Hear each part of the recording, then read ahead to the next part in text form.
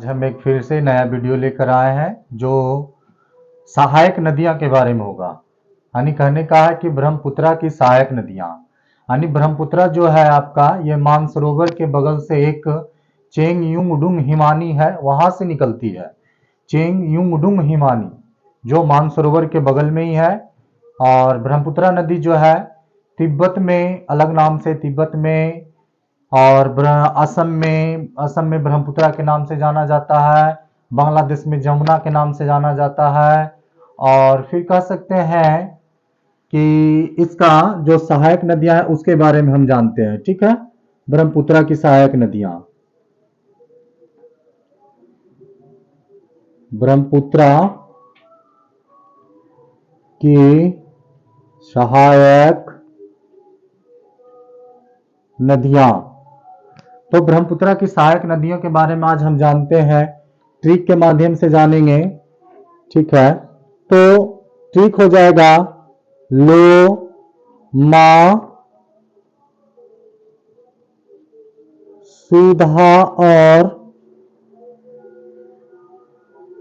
दीपूजी पागल है। सुधा और लो मां सुधा और दीपूजी पागल है। ठीक है, तो इसका लेते हैं। लो से आपका हो जाएगा लोहित, ये नदी आपका लोहित नदी हो गया। उसके बाद मां से आते हैं मानस। उसके बाद आपका सू से है स्वर्णश्री। स्वर्णश्री। ध से अगर बात करते हैं धनश्री। और जो है आपका साइलेंट है ये। ठीक है, दी की बात करते हैं दिवांग। दी से बात करते हैं तो दिवांग हो जाएगा आपका।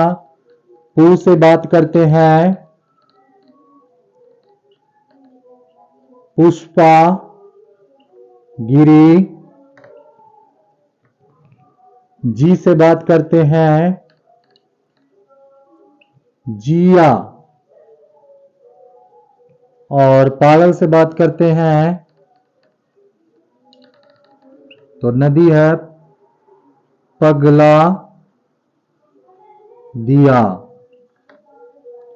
ये सब नदियां जो है ब्रह्मपुत्रा की सहायक नदियां हैं।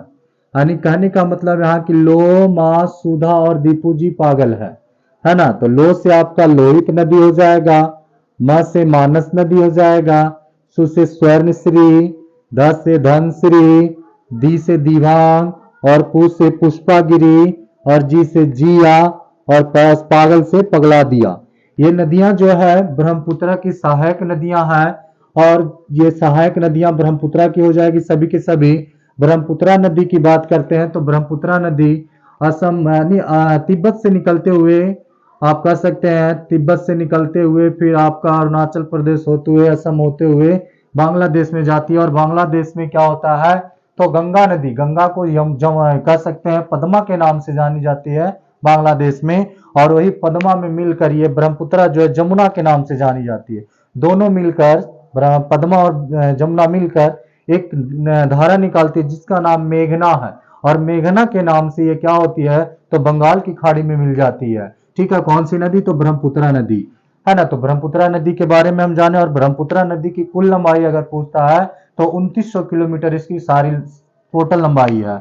और ब्रह्मपुत्रा नदी की बात करते हैं तो ब्रह्मपुत्रा नदी पर ही सबसे बड़ा नदी द्वीप जो है बनाया गया। सबसे बड़ा नदी द्वीप कहां बनाया गया तो असम में बनाया गया ब्रह्मपुत्रा नदी पर। और सबसे छोटा नदी द्वीप जो है ब्रह्मपुत्रा नदी पर ही बनाया गया है ना। दोनों के दोनों छोटा नदी द्वीप और बड़ा नदी द्वीप दोनों का दोनों कहा तो ब्रह्मपुत्रा नदी पर ही बनाया गया है।